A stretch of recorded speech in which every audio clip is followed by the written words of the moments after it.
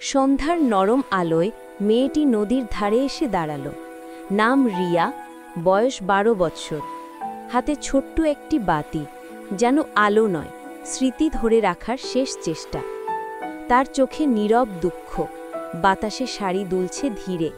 সে ধীরে মাথা তুলল আকাশের দিকে। চোখে জমে থাকা জল যেন বাবার কথার প্রতিধ্বনি। আকাশের রঙে মিশে গেল তার নিঃশব্দ কান্না। নদীর জোয়ারে পানি উঠছে, ঢেউ ছুঁয়ে যাচ্ছে তীর। মেয়েটি তাকিয়ে আছে সেই পানির দিকে, যেন বাবার স্মৃতি ভেসে আসছে প্রতিটি ঢেউয়ের সঙ্গে। নদীর জোয়ারে পানি উঠছে, ঢেউ ছুঁয়ে যাচ্ছে তীর।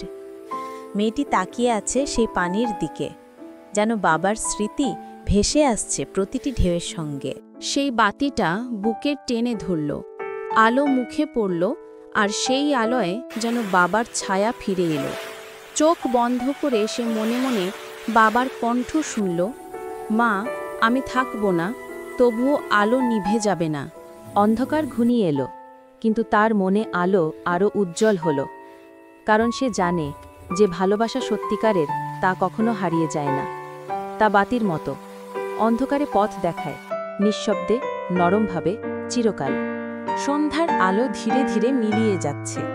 নদীর ঢেউয়ে ভেসে যাওয়া বাতির আলো দূরে হারিয়ে গেলেও মেয়েটির চোখে সেই আলো এখনো জ্বলছে। সে আকাশের দিকে তাকিয়ে নিঃশব্দে কেঁদে উঠল, যেন বাবার কথা বাতাসে ভেসে আসছে।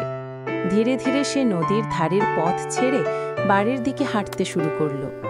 পা ভারী, চোখে অশ্রু, কিন্তু ভেতরে এক অদ্ভুত শক্তি জন্ম নিচ্ছে। কারণ সে জানে